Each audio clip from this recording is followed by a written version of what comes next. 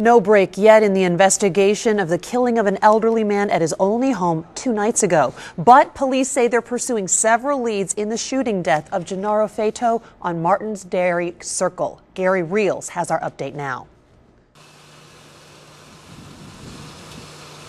The widow returned home to the scene of the crime for the first time since Wednesday night's shooting so tragically intruded on their life.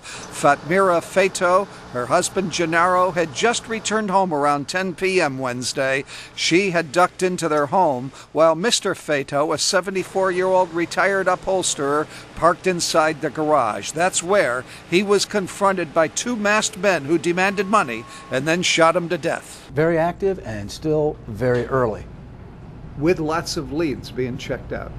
Yes, they're staying very busy checking out various leads. Prior to the shooting, Gennaro Fato had picked up his wife from a retail store in Olney where she worked Wednesday night. Detectives are investigating the possibility the Fatos may have been followed the short distance back to their home, although it appears more likely the gunmen were already there waiting for them to arrive. In other words, it was more likely a planned approach on Mr. Fato, and to that end, one of the main thrusts of the investigation is to learn everything possible about the husband and wife who lived there on Martin's Dairy Circle. They've worked with trying to establish his standing in the community, his connections to the community, and I believe those are the directions that they're working on now. Another lesser possibility, more of a random burglary. Neighbors say there had been one at another home last month, and there is a community trail leading to a park area that runs right next to the Fato residence.